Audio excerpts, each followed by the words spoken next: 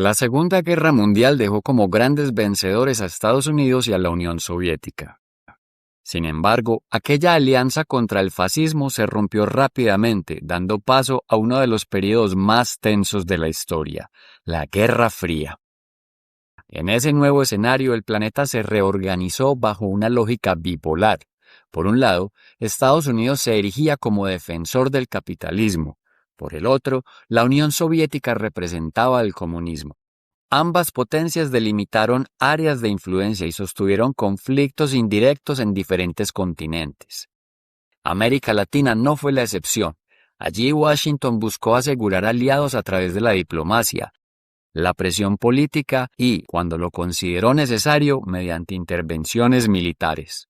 Con el propósito de institucionalizar su presencia, en 1947 se creó el Tratado Interamericano de Asistencia Recíproca, TIAR, y un año después la Organización de Estados Americanos, OEA. Aunque oficialmente estas entidades promovían cooperación, paz y respeto a los derechos humanos, en la práctica fueron utilizadas por Estados Unidos como instrumentos de control regional, reforzando viejas ideas de la doctrina Monroe y sentando las bases para la posterior doctrina de seguridad nacional. Esta doctrina redefinió el concepto de enemigo. Ya no se trataba de amenazas provenientes de otros estados, sino de un enemigo interno, que podía encontrarse dentro de la propia sociedad. Opositores políticos, sindicatos, estudiantes, intelectuales o movimientos sociales. De este modo, la seguridad del Estado se transformó en un asunto de control interno y represión. La llamada Doctrina de Seguridad Nacional, impulsada en parte desde Estados Unidos y adaptada localmente, se enseñaba en manuales militares y en instituciones de formación como la Escuela de las Américas en Panamá, donde se entrenó a miles de oficiales en tácticas contra insurgentes y de represión política. Si hubo un hecho que marcó un punto de inflexión en la región fue el triunfo de la Revolución Cubana en 1959.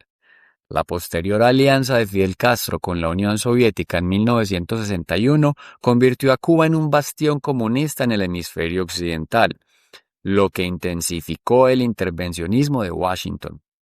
Estados Unidos respondió con una doble estrategia. Por un lado, promovió programas político-económicos como la Alianza para el Progreso, que buscaba reducir la pobreza y contener el atractivo del modelo socialista.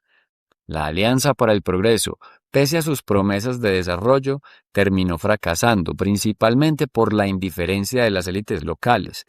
Tras este fracaso y después de la crisis de los misiles de 1962, Estados Unidos endureció su postura y apoyó golpes de Estado en varios países de América con la justificación de frenar el avance comunista.